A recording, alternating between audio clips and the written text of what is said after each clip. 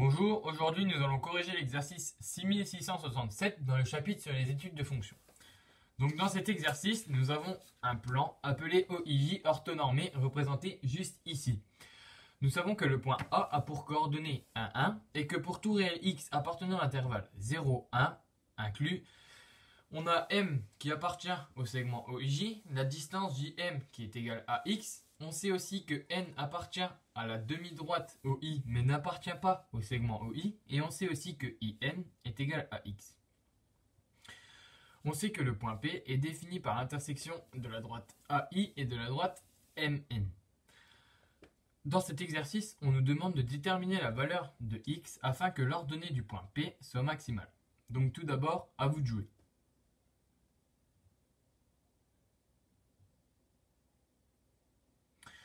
Donc maintenant, je vais passer à la correction. Donc tout d'abord, je vais commencer par vous expliquer comment je vais procéder. Donc à l'aide du théorème de Thalès, je vais déterminer une fonction, puis je vais étudier cette fonction. Donc tout d'abord, je vais lister les différents points de la figure que j'ai remis juste ici. Donc comme nous le présente l'énoncé, nous savons que A a pour coordonnées 1, 1. Ensuite, J, lui, est sur l'axe des ordonnées. Donc, il a pour abscisse 0, il a le même ordonnée que A, soit 1. Il, lui, est sur l'axe des abscisses. Il a donc pour abscisse A, soit 1, et comme ordonnée 0. Ensuite, M. On sait que M se situe sur le segment OJ et que JM est égal à X. Il se situe donc sur l'axe des ordonnées. Il a donc 0 en abscisse, le même que J. Il a pour ordonnée, lui, 1 moins la distance JM. Donc 1 moins X. N, lui, est sur l'axe des abscisses. Il a donc pour ordonnée 0.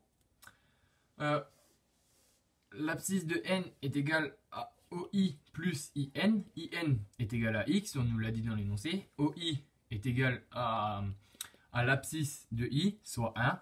Donc nous avons 1 plus X. Ensuite, P a pour abscisse 1, mais on ne connaît pas son ordonnée. On sait juste que son ordonnée est égale à la distance PI. Donc nous mettons PI. Donc maintenant, je vais passer au théorème de Thalès. Donc ici nous pouvons appliquer le théorème de Thalès car nous avons M, P et N qui sont alignés dans l'ordre, O, I et N qui sont eux aussi alignés dans l'ordre, et nous avons M, O et P, I qui sont parallèles. On le sait car nous avons un repère orthonormé, donc ici nous avons un angle droit, et nous avons aussi AI qui ont le même abscisse qui est 1, donc ici, nous avons aussi un angle droit. Et nous savons que deux droites perpendiculaires à la même droite, donc ici et ici perpendiculaires à l'abscisse, sont parallèles entre elles. Donc ici et ici parallèles. Donc, le théorème de Thalès, nous avons Pn qui est égal à Mn,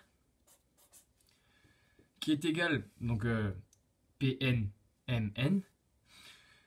Nous avons ensuite Ni, juste ici, qui est égal sur NO, qui est égal à PI, juste ici, sur MO. Nous pouvons remplacer NI, NO et MO car nous connaissons ces trois distances. PI, c'est ce qu'on souhaite déterminer car on souhaite déterminer le maximal de l'ordonnée de P, qui est PI. Pn sur Mn ne nous sert à rien, on le supprime donc. On remplace Ni, No et Pi et Mo. Donc nous avons Ni comme nous le dit l'énoncé, il est égal à X. No, nous avons l'abscisse de N, soit 1 plus X, juste ici. Pi, c'est ce que nous souhaitons déterminer, donc nous le laissons. Mo, c'est l'ordonnée du point M, soit 1 moins X. Ensuite, nous allons procéder à un produit en croix afin de retirer les deux quotients. Donc nous avons ici PI fois 1 plus x qui est égal à x fois 1 moins x. Ici, nous laissons PI fois 1 plus x car nous ne pouvons pas développer. Cependant, ici, nous pouvons développer. Donc 1 fois x fois 1, pardon, x moins fois moins x carré. Nous allons donc diviser x moins x carré par x plus 1 pour le faire passer ici et isoler PI. Donc nous avons PI est égal à x moins x carré sur 1 moins x. Nous pouvons donc dire que PI est notre fonction que nous appelons f de x. F de x est égal à x moins x carré sur 1 plus x. Donc maintenant, nous allons passer à l'étude de fonctions. Donc j'ai remis ici la fonction que nous venons de déterminer grâce à Thalès. Donc tout d'abord, pour étudier une fonction, nous avons besoin de savoir sur quel domaine de définition nous allons l'étudier. On nous dit dans l'énoncé que le domaine de définition est 0, 1 inclus. Ensuite, nous avons besoin de dériver la fonction f. La fonction f qui est juste ici est sous la forme d'un quotient. Nous allons donc utiliser la formule u sur v, où u sera égal au numérateur, soit u égale à x moins x carré. Quand nous dérivons u, nous avons x qui se dérive en 1 et x carré qui se dérive, enfin moins x carré qui se dérive en moins 2x. Ensuite, v est égal à notre dénominateur, soit x plus 1. Nous dérivons x plus 1, nous avons v' est égal à 1.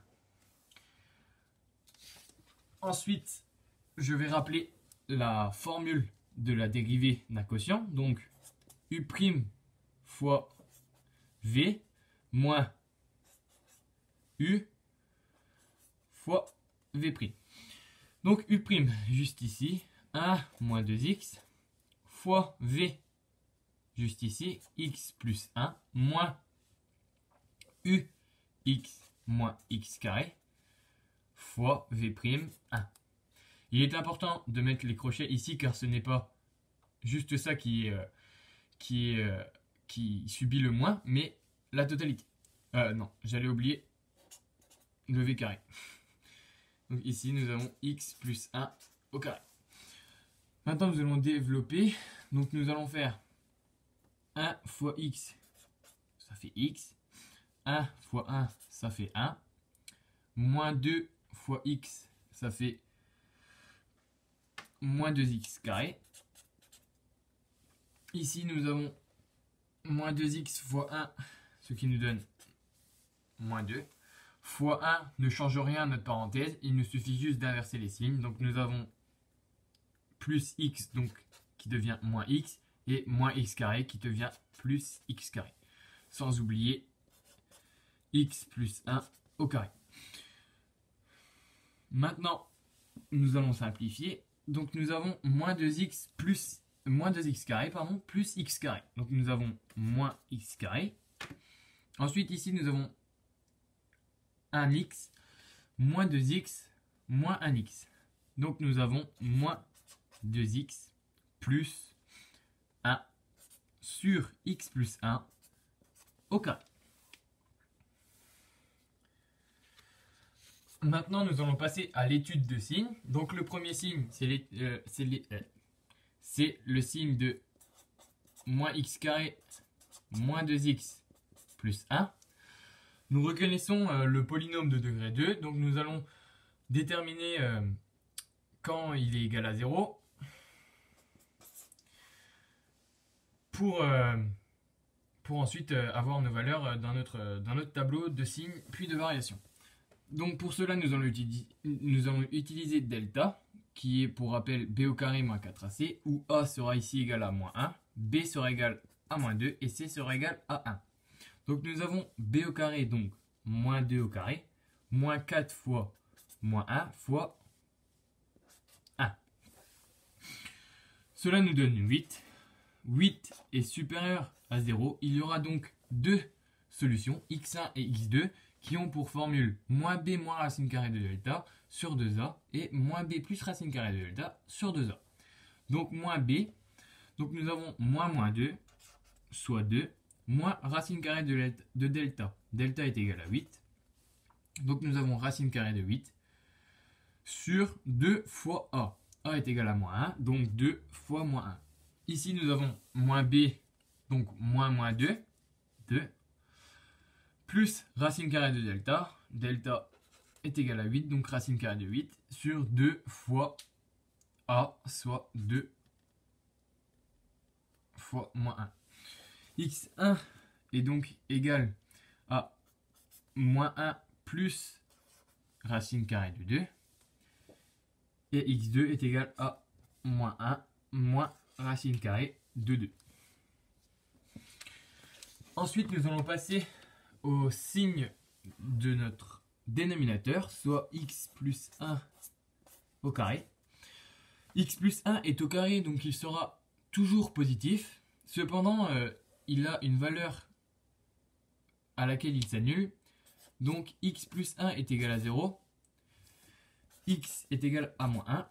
X plus 1 au carré est égal à 0 quand x est égal à moins 1. Donc maintenant, je vais passer au tableau de signes de f' de x. Ici, j'ai rappelé tous les x que nous venons de déterminer. Donc mon tableau sera compris entre moins l'infini et plus l'infini. Notre première valeur, de la plus petite à la plus grande, sera moins 1 moins racine carrée moins racine carrée de 2, pardon. Ensuite, nous aurons moins 1 juste ici. Ici, nous aurons 0. Et ici, nous aurons rien. Nous aurons 1. Ces deux chiffres sont notre domaine de définition. Ici, nous avons moins 1 plus racine carrée de 2, soit x1. Donc tout d'abord, nous allons déterminer les signes du numérateur, soit moins x carré moins 2x plus 1. Il s'annule pour x est égal à moins 1 moins racine carrée de 2 et pour moins 1 plus racine carrée de 2. Ici et ici et ici, nous aurons le signe de a, soit moins. Ces trois cases juste ici, nous aurons l'opposé du signe de a, soit plus. Ensuite, le signe de x plus 1 au carré. Nous pouvons mettre plus dans chaque case car il est toujours positif. Cependant, il est égal à 0 pour x est égal à moins 1. Maintenant, nous avons le signe de f' de x. Donc ici, nous avons moins et plus, ça fait moins. Plus et plus, ça fait plus. Ici aussi, ici aussi. Moins et plus, ça fait moins. Moins et plus, ça fait moins. Ici, f' de x sera égal à 0. Ici aussi. Cependant, ici, x plus 1 au carré est le dénominateur. C'est donc la valeur interdite. Nous avons donc une double barre. Maintenant, je vais construire le tableau de signes dans notre domaine de définition qui est pour rappel 0, 1. Donc x compris entre 0 et 1. Nous avons comme seule valeur moins 1 plus racine carrée de 2. Comme nous avons vu précédemment, nous avons plus et moins, pardon. Et ici, égal à 0. C'est bien évidemment les signes de f' de x. Pour finir, nous avons le tableau de variation de f de x. J'ai mis ici pour rappel le tableau de signes que nous venons de déterminer et ici la fonction f. Donc f qui a pour x compris entre 0 et 1 et comme seule valeur moins 1 plus racine carrée de 2. Nous savons que quand la dérivée d'une fonction a pour signe plus, la fonction est croissante, comme ceci, et quand elle a le signe négatif, elle est décroissante, comme ceci. Donc le maximum de notre fonction est atteint pour x est égal à x plus racine carrée de 2, donc x max est égal à moins 1 plus racine carrée de 2.